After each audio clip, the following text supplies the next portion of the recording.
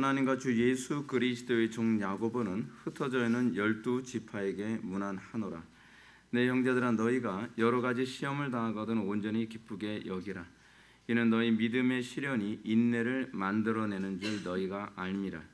인내를 온전히 이루라. 이는 너희를 온전하고 구비하여 조금도 부족함이 없게 하려 함이라. 아멘. 이 시간은 인내를 온전히 이루라 라는 제목으로 하나님 말씀 증거하도록 하겠습니다. 인내를 온전히 이루라.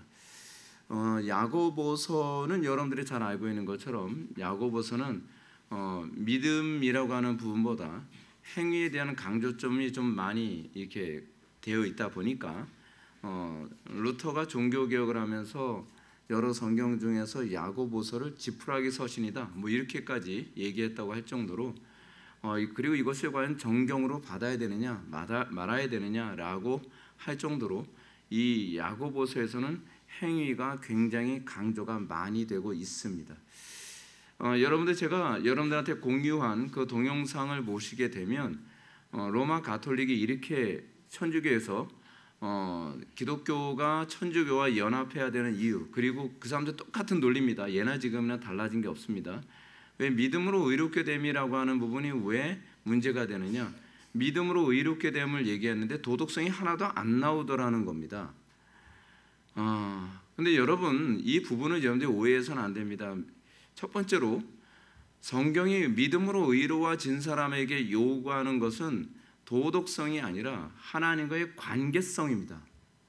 관계성이 무엇인지 모르는 사람들은 자꾸 도덕성으로 우리를 진단을 합니다. 교회사 안에서 항상 기독교가 공격을 받고 핍박을 받았던 이유는 어떤 부분이었냐 하면 그들이 가지고 있는 도덕과 우리가 가지고 있는 도덕의 기준이 다르다는 것 때문에 우리가 비도덕적인 존재로 보였다는 겁니다. 제가 쓰는 단어를 잘 들으십시오. 부도덕이 아니라 비도덕입니다. 도덕의 기준이 그들과 우리가 다릅니다. 그래서 우리가 가지고 있는 도덕의 기준이 그들이 보기에는 부도덕이나 또는 비도덕적으로 보일 수 있었다라는 것입니다. 우리가 이 땅을 살아가면서 우리가 소위 동성애자들 같은 사람들에게 우리가 굉장히 많은 공격을 하고 그런 문제에 관해서 우리가 어떻게 하든지 차별금지법 같은 것이 통과되지 않도록 할 때에 소위 동성애를 옹호하거나 그리고 성적으로 음란하게 사는 사람들이 볼 때 우리는 비도덕적이라거나 그렇지 않으면 반도덕적인 사람처럼 비춰질 수 있습니다. 왜요? 왜 성소수자들에 대해서 저 사람들이 이렇게 차갑고 냉정하냐라고 하는 것이죠. 왜 저 사람들은 다른 사람들은 다 포용하는데 왜 기독교인들은 포용할 줄 모르냐? 소위 기독교인들은 왜 다른 종교를 포용할 줄 모르고 이슬람을 포용할 줄 모르고 왜 가톨릭을 포용할 줄 모르고 다른 종교인들을 포용할 줄 모르냐? 왜 자기들만의 계토를 쌓고 있느냐? 그 사람들이 봤을 때는 우리는 도덕적이지 않은 존재인 것처럼 보입니다. 남자들은 그런 걸 많이 겪어보셨겠지만 술자리에 갔을 때에 우리는 술을 거부합니다. 술 거부하는 것이 그 자리에서는 부도덕한 것으로 보여질 수 있습니다. 왜냐하면 분위기를 깨니까. 니네들은 왜 남들 술 마시는데 너 하나 때문에 분위기 다 깨냐? 너 하나 때문에 왜 남들 일요일 날 직장 다 나오는데 왜 너는 직장에 안 나오냐? 저 같은 경우에도 주일 날 학교에서 그 야자 그 하라고 오라고 그러면 저는 이제 고3 때 안 갔거든요. 그럼 저는 월요일 날은 항상 그러니까 고2 때나 고3 때나 항상 월요일 날은 그냥 항상 매 맞으러 가는 날이에요. 게다가 특히 이제 고2 때는 우리 담임 선생님하고 사이가 굉장히 안 좋아가지고서 딱 걸렸다. 넌 마음에 안 드는 놈인데 딱 걸렸어 해가지고서 또 매 맞고 명분이 없어서 매를 못 맞는 게 이제 고2였는데 그런 상황에서 볼 때에 그분들이 우리가 보기에는 부도덕한 존재처럼 보이죠. 이게 이 땅을 살아가면서 우리가 끊임없이 어려움을 당하는 부분들이거든요. 그러니까 안 믿는 사람들이 우리 기독교인들을 볼 때 이렇게 곱지 않은 눈으로 보는 경우가 상당히 많이 있습니다. 그 이유가 뭐냐면 그들과 우리가 기준이 다르기 때문에 그렇습니다. 그들과 우리가 기준이 다른 것 때문에 문제는 뭐냐면 이 기준이 다 무너져 버렸습니다. 자, 이게 지금 제가 이번에도 조정민 목사님 그 영상 보면서 또 화들짝 열이 다시 또 받았는데, 여러분 조정민 목사님에 대한 평가가 어떤 평가를 받고 있냐면 쓴소리 잘하시는 목사님, 교인들 눈치 안 보고 해야 될 소리를 당당하게 하시는 분. 근데 그거는 소위 언론이 만든 속임수입니다. 그분은 사람들이 듣고 싶어하는 얘기를 누구보다 잘하는 사람입니다. 이분은 방송국에서 앵커 출신이기 때문에 굉장한 달변가입니다. 말을 굉장히 잘합니다. 그래서 요번에 그 영상을 제가 먼저번에 제가 여러분들한테 말씀드릴 때는 영상을 제가 디테일하게 보지 않고 시간이 없으니까 제가 이제 그 부분을 좀 앞부분만 좀 봤다가 뒤는 나중에 봤는데, 제가 뒤를 나중에 보고서 열이 더 받아버렸어요. 뭐냐면 그 질문이 이거였거든요. 비대면 예배를 하는 것은 위배된 겁니까? 잘못된 것입니까? 라고 얘기를 하니까 이분이, 이게 말을 잘하는 사람들은 항상 전제를 잘 깔아냅니다. 이게 이제 간접 논증법이거든요. 전제를 잘 깔아놨는데 그걸 통해서 일종의 프레임을 만들어요. 근데 이분이 그런 얘기합니다. 우리가 신앙생활하는 데 있어서 형식이 중요합니까? 아니면 내용이 중요합니까? 본질이 중요한 겁니까? 형식이 중요합니까? 아니면 본질이 중요합니까? 본질이 중요하죠. 그래서 그분이 어떤 부분을 들고서 얘기하시냐면 요한복음 4장을 가지고 말씀하십니다. 요한복음 4장에서 예수님께서 사마리아 여인과 뭐라고 얘기했습니까? 너희들은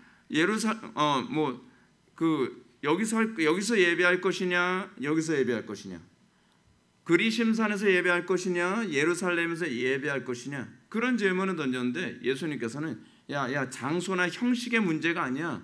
예배는 날마다 일상의 문제, 맞는 얘기입니다. 일상의 문제입니다. 근데 일상의 문제만은 아닙니다.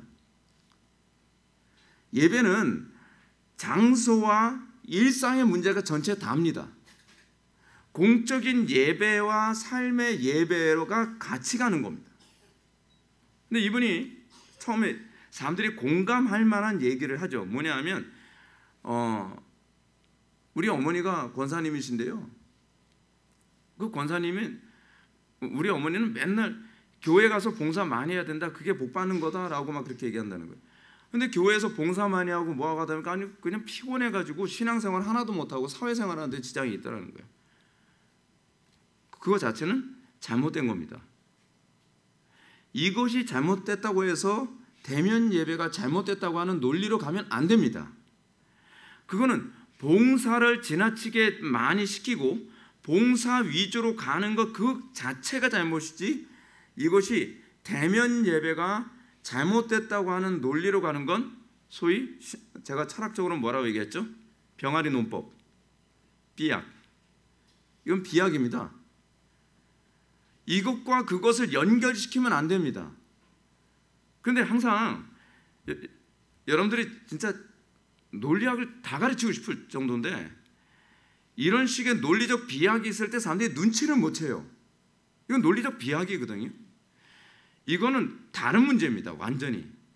근데 그렇게 하면서 이 문제에 있어서 교회가 왜 교회에 와야만 은혜를 받는다고 얘기하느냐? 예수님께서 말씀하시지 않았느냐? 그리심산에서 예배할 것이냐, 예루살렘에서 예배할 것이냐, 그 문제가 아니라 핵심은 뭐라고요? 신령과 진정이라는 거죠.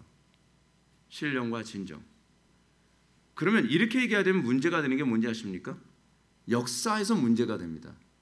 왜 핍박을 받아가면서 교회가 예배당에 모여가지고 다 죽은 거죠?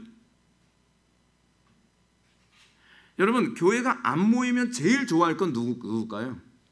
하나님일까요? 마귀일까요? 당연히 마귀죠. 지금 조정민 목사님은요, 제가 봤을 때, 이거 용서하십시오. 이건 제가 여러분들에게만 제가 하는 얘기인데, 저는 하나님 안 만난 분 같습니다, 솔직히. 그분은 그렇게 얘기하거든요. 자기가 원래 예수 믿기 전에 술 퍼마시고 교회를 핍박하고 맨날 내 와이프 예배당 간다고 하면서 막 핍박한 게 저였습니다. 근데 제가 예수를 믿고 나서 목사가 됐습니다. 속지 마십시오. 하나님 만난 분이라고 한다면 예배를 그런 식으로 다룰 수 없습니다. 우리의 신앙의 선배들, 교회에서 안에서 우리의 신앙의 선배들을 보게 되면 공통점이 뭐냐면 예배 때문에 목숨을 걸었던 분들이 태반이었습니다. 안 모였으면 안 죽을 수도 있었어요. 안 모였으면 핍박받지 않을 수 있었어요. 신사참배 때 여러분 왜 핍박당했습니까? 안 모이면 안전한데 모였기 때문에 핍박당한 겁니다. 근데 개인 종교 생활에만 초점을 맞추는 거죠.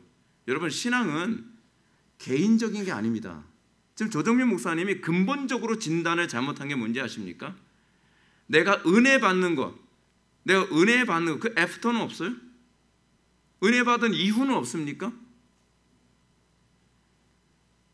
개인적으로도 은혜 받으면 되는 거죠 라고 얘기한단 말이에요. 그래서 이렇게 얘기해요. 여러분 저는 이게 굉장히 무책임한 소리라고 생각하거든요. 개인적으로 비대면 예배하면서 은혜 받는 사람들 많습니다. 진짜 맞나요? 진짜 비대면 예배를 통해서 은혜 받는 사람 얼마나 될까요? 그거 무책임한 발언입니다. 근데 그 가정조차도 근거 없는 것을 가정으로 내리고 있는 겁니다. 그리고 또 문제가 뭐냐면 서로 은혜를 받았다고 합시다. 은혜를 받았다고 한다면 모이기를 피하는 어떤 자들의 습관처럼 하지 말라고 하는 그 말씀이 그대로 적용됩니다. 신자됨의 가장 정확한 특징이 뭔지 아십니까? 같은 영을 가진 사람들과 모이기를 힘쓰게 된다는 겁니다. 이거는 본능의 문제지 의무의 문제가 아닙니다. 저는 개인적으로 제가 사람들을 진단하는 중요한 시금석 중에 하나가 뭔지 아십니까? 모이기를 좋아하는 사람이냐 최소한 덜 모이려고 하는 사람이냐로 저는 사람들을 영적 상태에 진단합니다. 은혜를 받고 나면요 같은 영을 가진 사람들하고 만나고 싶어서 환장합니다. 중국 교회 안에서 그런 일이 얼마나 많은지 아십니까? 중국 교회가 한동안 영적으로 굉장히 반듯하게 서 있을 때 감옥에 들어가서도 여러분 중국 선교와 관련된 여러분 책 한번 읽어보십시오. 감옥에 가서도 같은 신앙 고백하는 사람 만나겠다고 위험을 무릅써 가면서 만납니다. 만났다 걸리면 독방 신세거든요. 굉장히 힘들거든요. 그래도 그걸 선택하는 거예요. 안 만나고 싶다고요? 가짜죠. 안 만나도 된다고요? 가짜죠. 진짜 그리스도를 만난 사람이라면 모이기에 힘쓰는 것이 영적 본능이라는 걸 압니다. 여러분 보십시오. 대부분의 사람들이 이게 종교가 가지고 있는 특징이거든요. 자, 우리 기독교를 제한해서 얘기하지 않고 종교가 가지고 있는 성향을 제가 말씀드릴게요. 종교성은요. 같은 대상을 숭배하는 사람들끼리 모이는데 목숨을 겁니다. 그 종교적 현상으로 나타나는 것 중 하나가 뭐죠? 동아리 모임. 취미 동아리 같은 거 있잖아요. 동아리라고 하는 건 뭐라고 얘기하죠? 그거를요? 동아리? 동호회. 동호회. 네. 좋을 호자 쓰는 거잖아요. 그런데 같은 것을 좋아하는 사람들의 모임이라는 얘기거든요. 동호회라는 말이. 같은 것을 숭배하는 사람들의 모임이라는 겁니다. 더 정확하게 얘기하면. 근데 그 사람들 얼마나 지독하게 모이는지 아십니까? 이 사람들 진짜 이 직장 생활하고 뭐하고 피곤에 찌들어 있는데도요. 동호회 모임은 주가로 참석합니다. 기독교의 모임이 동호회 모임보다 못하게 취급된 것은 제가 지금 약간 좀 감정이 좀 많이 상해서 그래요. 그런 목사님들 때문입니다.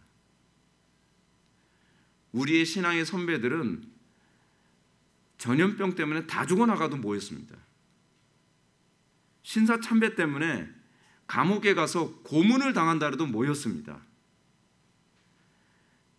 초대교회 당시에는요. 그 더럽고 냄새나고 시체 썩는 데 가서 카타콤에서 정기적으로 모였습니다. 저는 그분들 만나면 그러니 부끄럽지 않습니까? 라고 저는 질문을 던지고 싶어요. 그따위 것 가지고서 모이지 않아야 될 명분을 얘기하는 그거를 그러면서 굉장히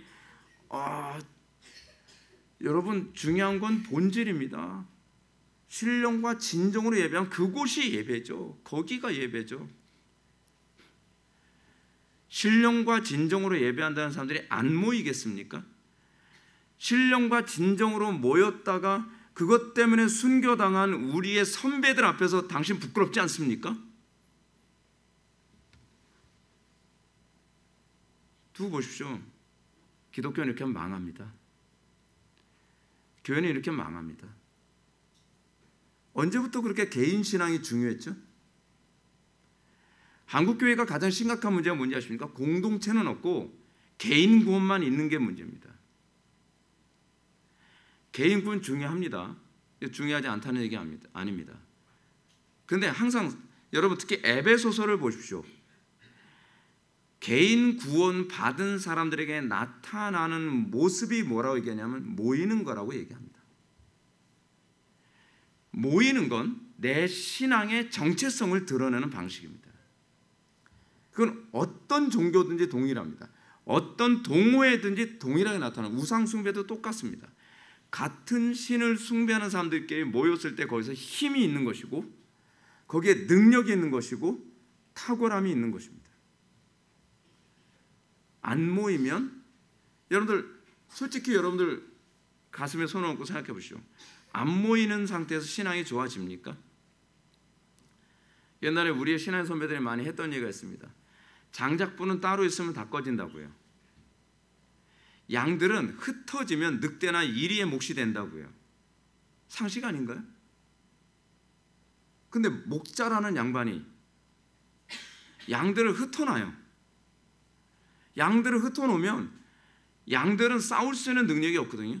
자, 제가 여러분한테 그렇게 말씀드릴게요. 여러분들 팀 켈러 같은 사람이 유신진화론 같은 그런 게 글 쓰고 그랬을 때 여러분들이 분별해낼 수 있겠습니까? 못합니다. 이건 목사에게 주어진 특별한 은사입니다. 근데 그 양들에게 다 흩어놓는다고요? 그럼 늑대나 이리한테 물어뜯길 때 어떻게 하라고요? 신령과 진정으로 혼자서 이겨내라고요? 그거는 이상주의입니다. 여러분 제가 이런 말씀 드리는 이유가 뭔지 잘 보십시오. 이 마지막 때의 특징이 뭐냐면 거짓 목회자들이 바글바글할 거라는 겁니다. 거짓된 가르침들이 바글바글할 거예요. 광명의 천사와 같은 모습을 가지고 여러분한테 나타나는 사람들이 바글바글할 겁니다. 문제는 뭐냐면 조정민 목사님 같은 분처럼 따끔하게 쓴소리 하는 것처럼 옳은 소리 하는 사람 참 좋게 보인다는 겁니다. 신학적으로 모르는 사람들은 다 넘어가죠. 한국교회 안에서 지금 비대면 예배를 지지하는 사람들이 다 어떤 사람인지 아십니까? 다 대교회 좀 유명세가 있다는 목사님들입니다. 아직까지도 정신 못 차렸어요. 그렇게 해서 지금 한국교회가 몇 개가 지금 문을 닫았다고요? 12,000교회가 문을 닫았어요.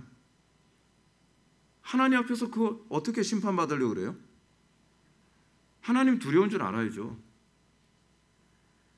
얼마나 많은 교인들이 교회를 떠났는데요. 그리고 모이지 않는다고 하면 전도는 어떻게 할 겁니까? 그렇잖아요. 모이지 않는 상태 비대면 예배하면서 그러면 사람들이 어떻게 예수를 믿게 할 거예요? 논리적으로야 그럴싸하죠. 논리적으로야 여러분들 잘 와닿는 것처럼 얘기하죠. 조심하십시오. 말은요 여러분 뱀이 하와를 통해서 그러니까 사단이 뱀을 통해서 말을 할 때 얼마나 지혜롭고 영악하게 말을 했는지를 잘 아셔야만 합니다. 팀 켈러가 유신진화론을 얘기할 때 얼마나 지혜롭고 영악하게 얘기하는지 잘 보십시오. 눈치 못 챕니다. 그쪽에 은사가 있지 않는 한 잘 안 보입니다. 저도 팀 켈러의 글을 보면서 분석해내는데 굉장히 어려웠습니다. 이 마지막 때 살아가면서 얼마나 저는 개인적으로 제가 조정민 목사님 옛날에 어떤 분한테 책을 선물을 받아가지고 책을 읽게 됐는데 맞는 소리 하다가 꼭 한 끗씩 틀려요. 그러니까 맞는 소리를 워낙 많이 하니까. 근데 핵심적인 부분에서 꼭 틀려요. 근데 여러분들 제 말을 잘 들으십시오. 여러분들이 안 그럴 거라고 여러분들 장담할 수 있습니까?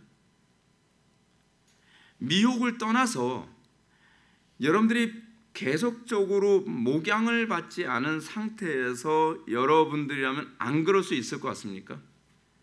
신앙적 판단력이란 굉장히 어려운 게 뭐냐면 9가지는 옳게 판단한 것 같은데 하나씩 내가 어디에서 성경적 논리가 틀어졌는지를 발견하기가 상당히 어렵습니다. 자, 제가 왜 여기까지 얘기하느냐를 보십시오. 그 다음에 2절로 보시겠습니다. 내 형제들아, 너희가 여러 가지 시험을 당하거든 온전히 기쁘게 여기라. 이는 너희 믿음의 시련이 인내를 만들어내는 줄 알미라. 인내를 온전히 이루라. 이는 너희를 온전하고 구비하여 조금도 부족함이 없게 하려 함이라. 하나님께서는 우리에게 시험을 당하게 하십니다. 여기서 시험은 템테이션이 아닙니다. 유혹이 아닙니다. 여기서 시험이라고 하는 것은 trial, 시련입니다. 그리고 테스트이기도 합니다. 그런데 왜 하나님께서 우리에게 trial, 왜 이 시련이라는 걸 왜 주신다고 얘기합니까? 왜 시험을 당할 때, 이 시련을 당할 때 왜 온전히 기쁘게 여기라고 가르치고 있겠습니까? 그 이유는 뭐냐면 고난의 중요성을 제가 여러분들한테 말씀드리기 위해서 그래요. 고난을요, 믿음으로 통과해 보지 않으면 우리의 신앙이 어디에 문제가 있는지 안 보입니다. 왜 훈련 필요한지 아십니까? 왜 목사가 엄청난 환난과 고난을 통과하고 나서 목회를 하는 사람이 제대로 아는지 아십니까? 신앙이라고 하는 것은 이렇습니다. 내가 하나님 말씀대로 산다고 하는데, 예를 들어서 제가 이렇게 얘기할게요. 조정민 목사님처럼 말이에요.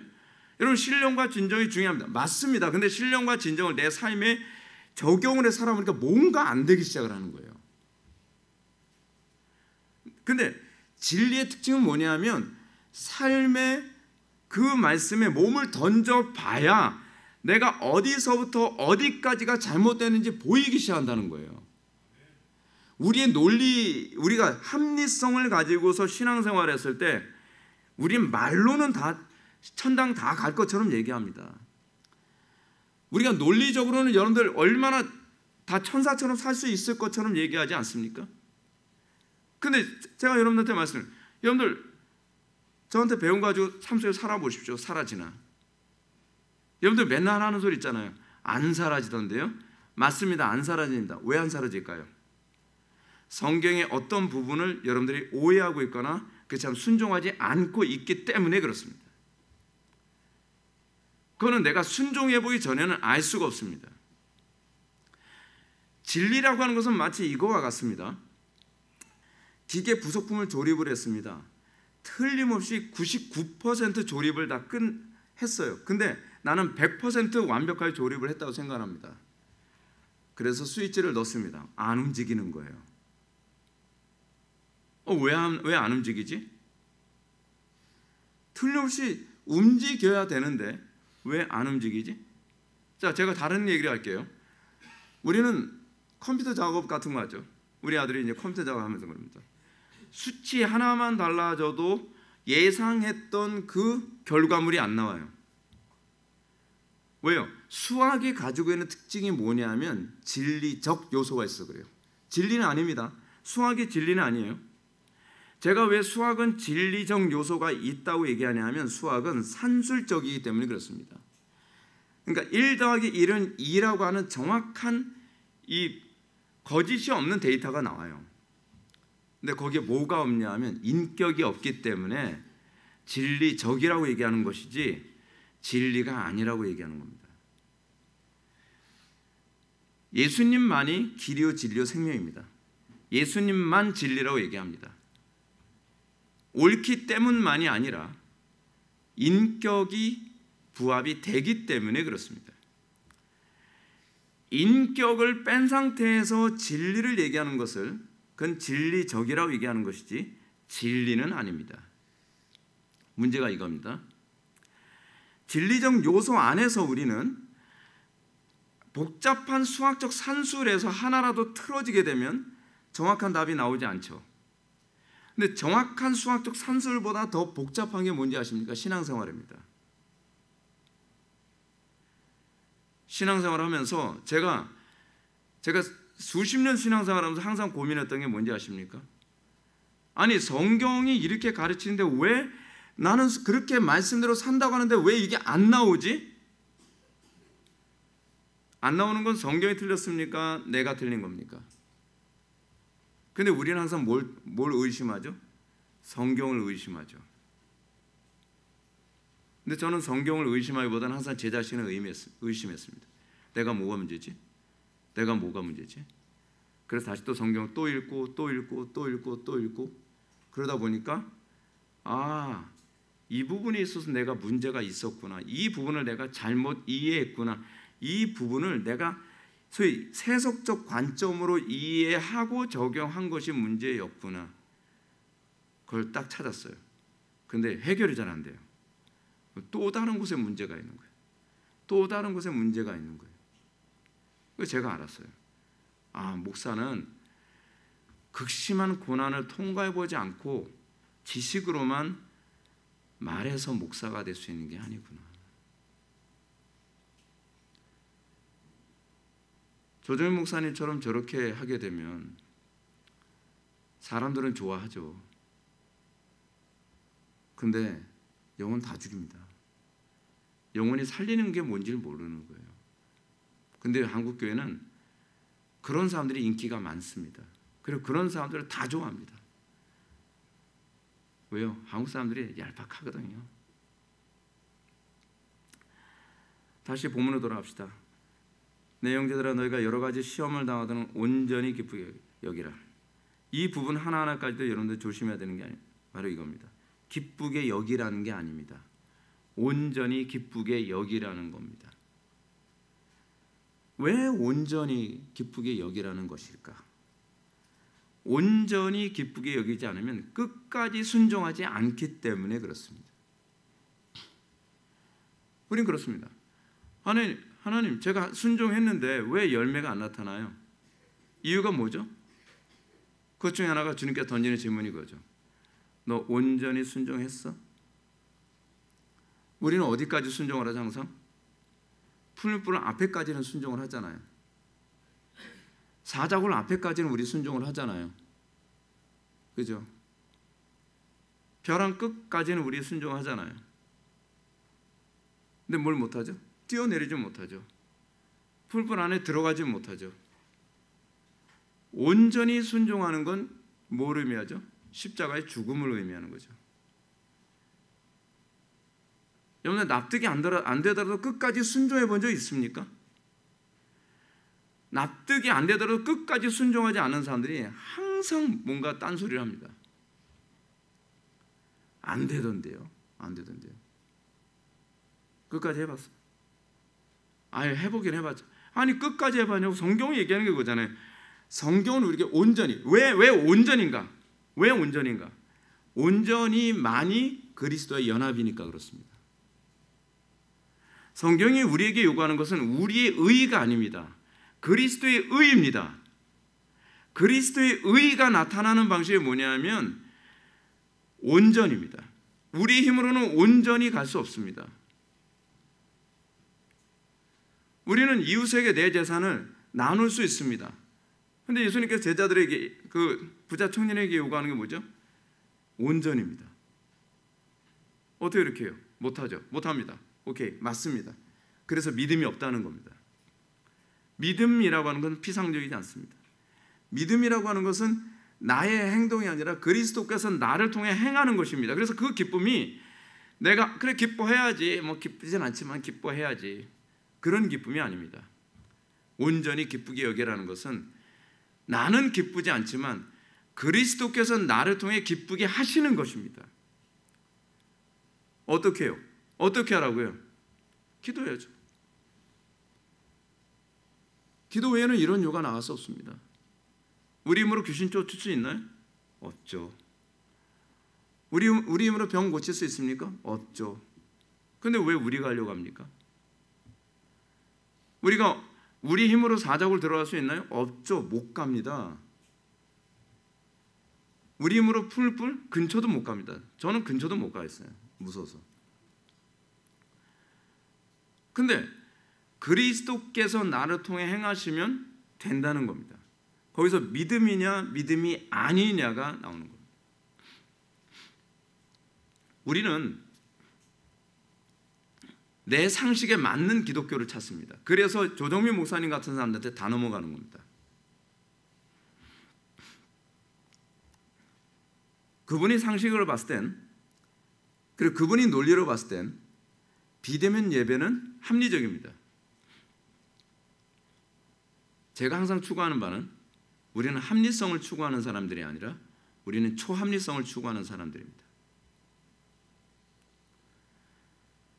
인간의 납득이 아니라 성경이 가르치는 말을 따라가는 겁니다. 거기서 하나님의 영광이 나타나는 겁니다.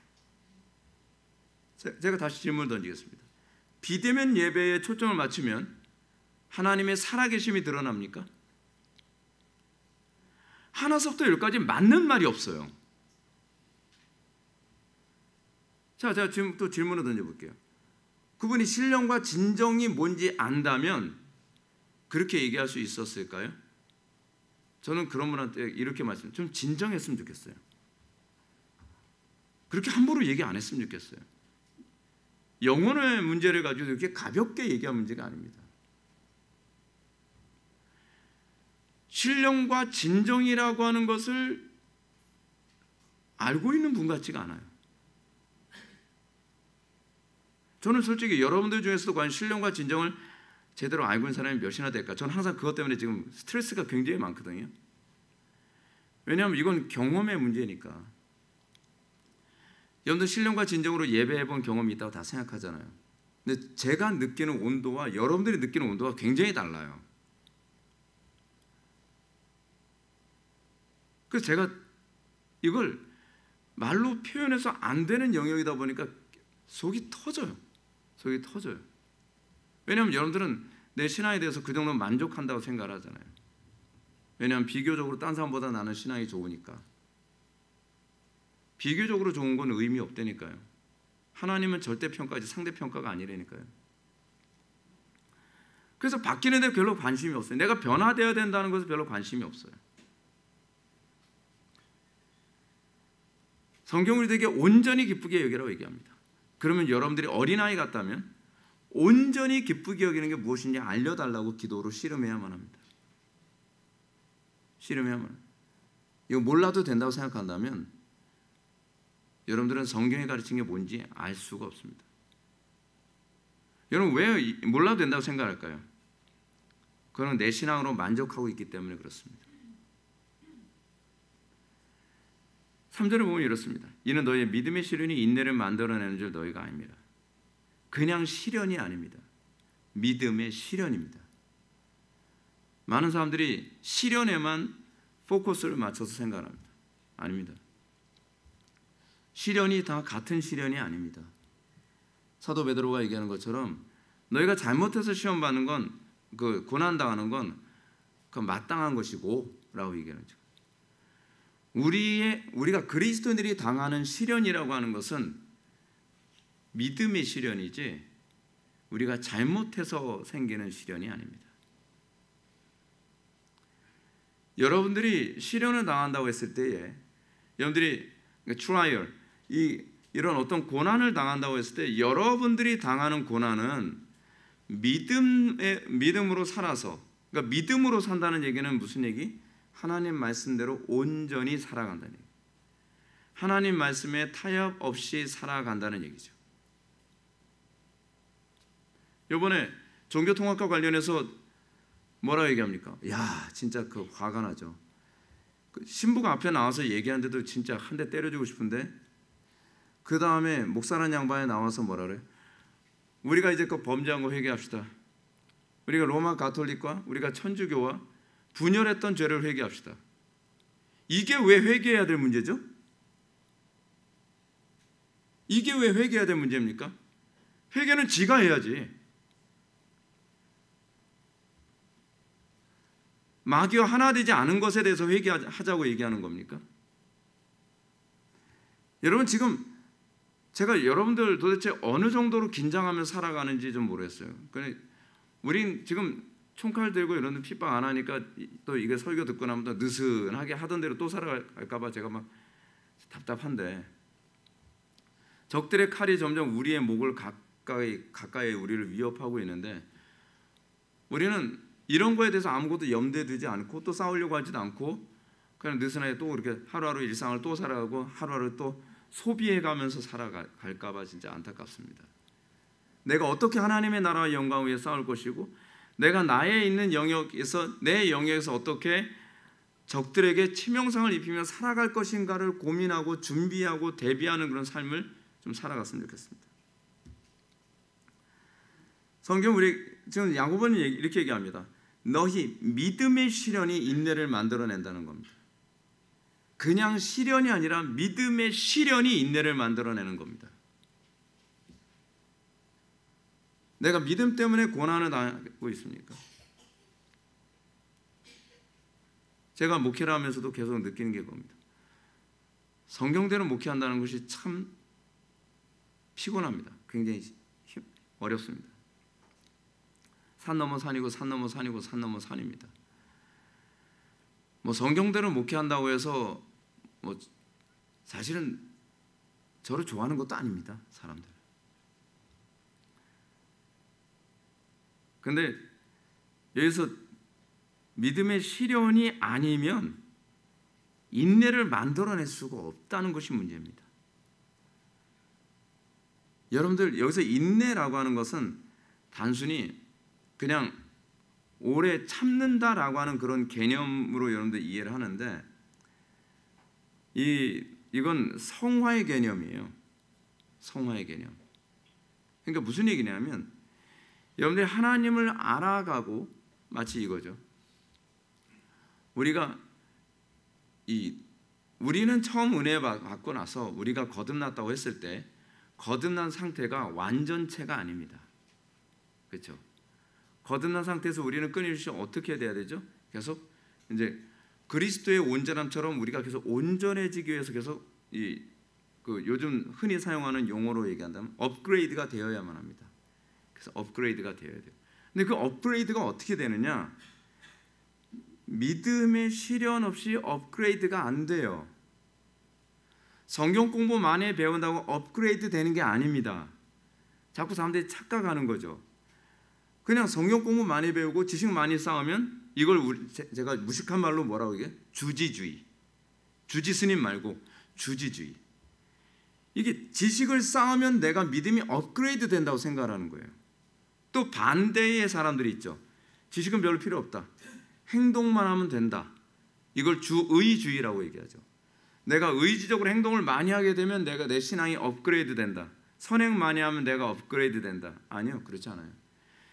두 가지가 같이 갑니다. 첫 번째는 믿음이고 그 다음엔 시련입니다. 이거는 아는 것과 의지, 이 두 가지가 같이 가는 겁니다. 하나님의 말씀을 알고 그것에 순종함으로 가정에서, 직장에서, 캠퍼스에서 또는 삶의 현장 안에서, 모든 관계 안에서 계속 시련이 계속 와요. 시련이. 여러분들은 제가 성경을 해석하면서 다른 사람들하고 굉장히 다른 관점으로 해석하게 되는 일이 어떻게 생겼는지 여러분들은 아시겠습니까? 제가 그렇게 성경 많이 하는 사람은 아닙니다. 제가 그렇게 신학적으로 이렇게 지식이 많은 사람이 아닙니다. 제가 그렇게 된 건 시련 때문입니다. 시련. 하나님 말씀대로 순종하니까 시련이 또 오고, 하나님 말씀대로 사니까 시련이 또 오고, 시련이 또 오고, 시련이 또 오는데 그것을 극복하고 알아가면 알아갈수록 하나님에 대해서 더 많이 알아지고 성경에 대해서 더 많이 알아지는 겁니다. 여러분들이 불순종해서 오는 시련은 시련이 아닙니다. 여러분, 그건 성화에 아무 도움이 안 됩니다. 설교를 아무리 해도 여러분들 행동 안 바꾸잖아요. 설교를 아무리 해도 여러분들 그냥 가정에서의 삶은 여전히 그 삶 그대로 살아가고, 직장의 삶 여전히 그대로 살아가고, 그러니까 맨날 설교를 들으면 설교 들으면서 기쁨과 감사로 오는 것이 아니라 그냥 찔림으로만 오는 거예요. 맨날 찔리기만 하죠. 찔리기만. 그 믿음의 시련이 내 속에서 위로가 돼야 되거든요. 내가 하나님 말씀을 살아감으로써 나타나는 동일한 시련과 그 시련 안에서 그리스도를 알아가고 그리스도와 더 깊어진 그 관계 안에서의 기쁨이 있어야 되거든요. 깊어진 관계 안에서. 영생이 뭐라고요? 그리스도와의 코이노니아, 친교. 그리스도와의 친교 안에서 오는 기쁨, 그리스도와의 친교 안에서 나타나는 성숙함, 그 성화라고 얘기하죠. 야고보서에서는 이 부분이 주로 행위하고 동의어로 주로 사용되어집니다. 이 인내의 문제를. 그래서 또 얘기합니다. 4절 보면 인내를 온전히 이루라. 여기서 또 온전히, 항상 믿음이라는 의미로 사용되는 거거든요. 그리스도와의 연합이라는 얘기로 얘기하는 겁니다. 우리의 행동을 얘기하는 것이 아니라 그리스도께서 우리 통해 행하시는 것을 얘기할 때에 온전이라는 얘기를 사용합니다. 인내를 온전히 이루라. 이는 너희로 온전하고 구비하여 조금도 부족함이 없게 하려 함이라. 그렇죠. 왜 우리에게 인내를 온전히 이루라고 얘기하는 겁니까? 업그레이드하게 하기 위해서. 업그레이드하게 하기 위해서. 어려운 일 있으면 또 타협하고, 어려운 일 있으면 요리 피하고 조리 피하고, 미꾸라지처럼 요리 피하고 조리 피하고 막 타협하고 뭐하고 하는 사람 보면은 이게 피하는데도 능숙해져요. 그렇게 자기 정당화 굉장히 잘 돼요. 여러분, 목사님들 중에서요, 자기 인생이 하나님의 말씀 앞에 날마다 정면 충돌이고 그 가운데서 날마다 그 인내를 온전히 이루면서 하나님을 알아가는 과정 가운데 있으면 성도들은 그렇게 인도할 겁니다. 근데 하나님 말씀의 불편한 부분 이렇게 미꾸라지처럼 이렇게 피하고 저렇게 피하고 이게 굉장히 능숙하게 잘 된 사람은요, 교인들이 굉장히 좋아합니다. 왜요? 결국 십자가를 아주 교묘하게 남들이 봤을 때 십자가 지는 것처럼 하면서 피할 수 있도록 해주는 것을 타락한 본성은 되게 잘합니다. 굉장히 좋아해요. 근데 거기다가 절대적인 권위를 부여하고 정말 제대로 된 설교다라고 생각을 합니다. 근데 대부분 눈치 못 채는 사람들이 많죠. 그래서 자기의 의도 채우고 자기의 신앙이 있다는 것처럼 보이게도 만들 수 있고, 그죠? 얼마나 좋습니까? 일석이조죠. 그러니까 그렇게 교묘하게 사람들을 타협하는 데 익숙하게 만들면 결국은 뭐예요? 양들을 다 지옥으로 보내는 겁니다. 양들을 지옥으로 보내는 거예요. 근데 문제가 이게 마지막 때 현상이라는 겁니다. 광명의 천사를 가장해서 여러분들이 양심을 종교적으로 편하게 만들어주면서 여러분들이 지옥으로 가고 있다는 걸 전혀 눈치채지 못하게 인도하는 그런 목자가 점점 늘어날 겁니다. 존 스토트 같은 사람도 그런 사람이고, 제임스 스패커 같은 사람도 그런 사람이고, 앨리스타 맥그라스 같은 사람도 그런 사람이고, 그리고 팀 켈러 같은 사람이 그런 사람입니다. 대중들한테 인기가 굉장히 많습니다. 앞으로 점점 더 그럴 겁니다. 제가 생각하는 저 같은 사람은 앞으로 인기는 더 없게 될 것이고, 당연한 거죠. 그건 뭐 당연한 겁니다. 그리고 시련은 점점 늘어날 것 같아요. 근데 그게 성경적으로 가고 있는 거예요. 성경적으로. 우리가 살아가는 이 시대에 여러분들 인내를 온전히 이루는 게 무엇인지 알기를 여러분들 좀 배우셨으면 좋겠습니다. 시련? 첫 번째는 그 시련의 출처가 뭔가를 좀 분명히 하십시오. 이 시련이 내가 잘못해서 오는 시련인가? 아니면 믿음의 시련인가부터 분명히 여러분들 좀 찾아보시기 바랍니다. 전에 우리 교회에서 되게 문제를 심하게 일으키고 나서 교인들 한 반 정도를 데리고 나간 그 사람이 저한테 우리 어머니 장례식 때까지 찾아와 가면서 제 속을 뒤집어 주고 갔거든요. 근데 그분이 저한테 이런 얘기했습니다. 노려보면서 목사님 덕분에 제가 성화가 되는 것 같아요.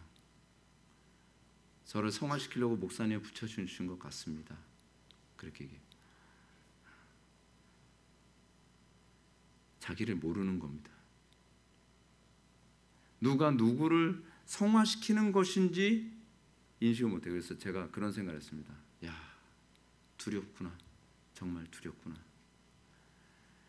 나에게 주어진 이 부분이 나의 잘못으로 생기는 고난인지, 그렇지 않으면 이게 믿음의 시련인지 이게 진단이 안 되는구나.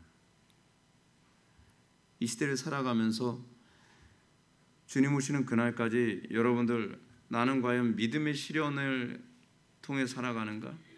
아니면 내가 잘못해서 시련을 당하는 것인가? 라고 하는 부분부터 분명히 진단을 하시고, 그리고 이 진단 다음에 여러분들은 끝까지 인내를 온전히 이루는 그런 열매가 나에게 나타나지 않을까 두려워하셔야만 합니다. 인내를 온전히 이룰 때라야만 내가 그리스도와 동행하고 있다는 것을 확인할 수 있습니다.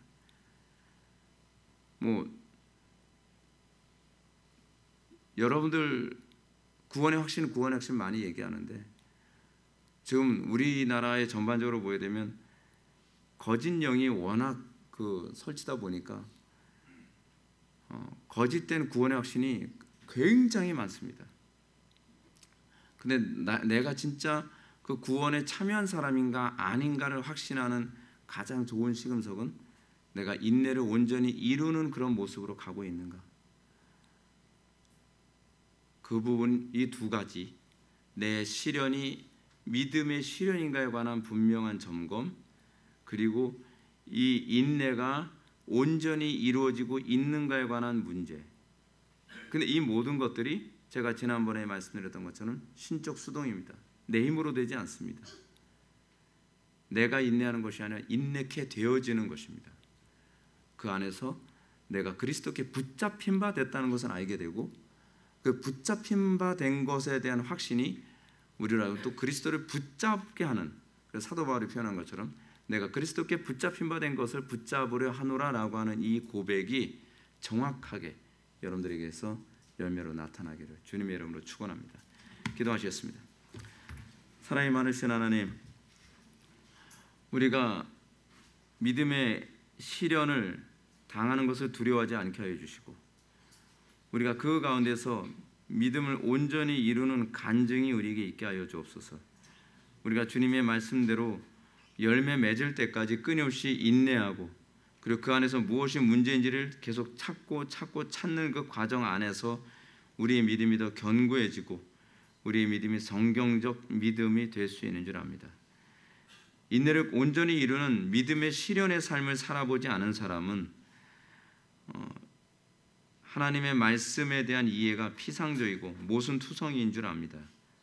우리가 그런 삶을 살지 않게 하여 주시고, 우리에게 주어진 이 믿음의 시련을 통해서 우리가 더 정확하게 순례의 길을 걸어갈 수 있는 그 믿음의 사람들로 세워지게 하여 주옵소서. 예수님의 거룩하신 이름으로 기도올옵나이다. 아멘.